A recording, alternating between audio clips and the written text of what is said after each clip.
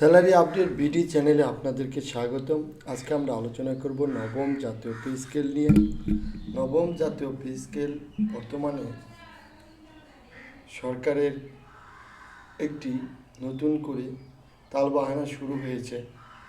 এর আগে আমরা দেখেছি যে বিগত সরকারগুলো এই নবম পে স্কেল বাস্তবায়নের বিষয় আসলেই তাদের ভিন্ন রকম তালবাহানা শুরু হয়।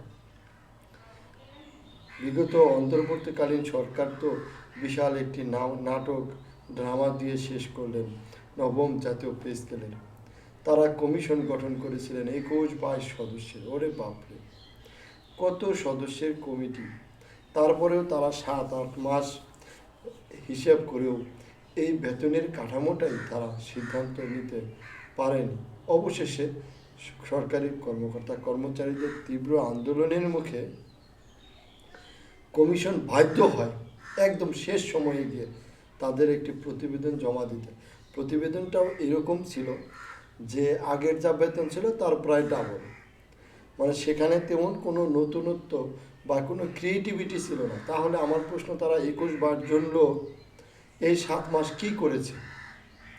যাই হোক, চাপের মুখে সোজা কথা দ্বিগুণ করে দিয়ে তারা তাদের প্রতিবেদন জমা দেয়।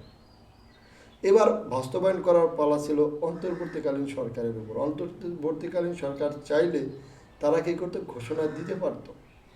কিন্তু দেখেন, তারা বরাদ্দ রেখে গেছে টাকা 40,000 কোটি টাকা, কিন্তু তারা ঘোষণা দেয়নি। তার মানে আমি মনে করি যে এটাও অন্তর্বর্তী সরকারের একটি অপকৌশল ছিল বর্তমান সরকারের সাথে হাত মিলিয়ে, যাতে নবম জাতীয় পে স্কেল বাস্তবায়ন দেরিতে হয়। আর বর্তমান সরকার তো তাদের চেয়েও আরও একগুণ সরস।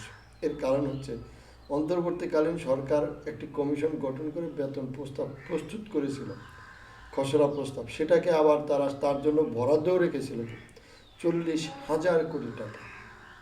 অথচ বর্তমান সরকার দেখেন তাদের চেয়ে কেন বলেছিলাম সরস, এরা সেই 40,000 কোটি টাকা আবার এদের নবম জাতীয় বেতন স্কেল বাস্তবায়ন করার না করে তারা ভিন্ন খাতে ভর্তুকি দিয়েছে। আর কয়েকদিন যে তালে ভর্তুকি দেওয়া শুরু করেছে, ভর্তুকির মাধ্যমে এই সরকার যাত্রা শুরু করেছে। আমার তো মনে হয় আর কিছুদিন পরে একে ভর্তুকি সরকার বলা যাবে। 40,000 কোটি টাকার মধ্যে 39,038 কোটি টাকাই তারা ভর্তুকি দিয়েছে। একটা দেশ ডেভেলপ করতে গেলে, দেশ একে এগিয়ে নিতে হলে ভর্তুকি কোনো সমাধান নয়। ভর্তুকি হইল সাময়িক সমস্যার সমাধান। আমাদের আজকের ভিডিওটি কেমন লাগে কমেন্টস করে জানাবেন। সকলেই ভালো থাকবেন। ধন্যবাদ।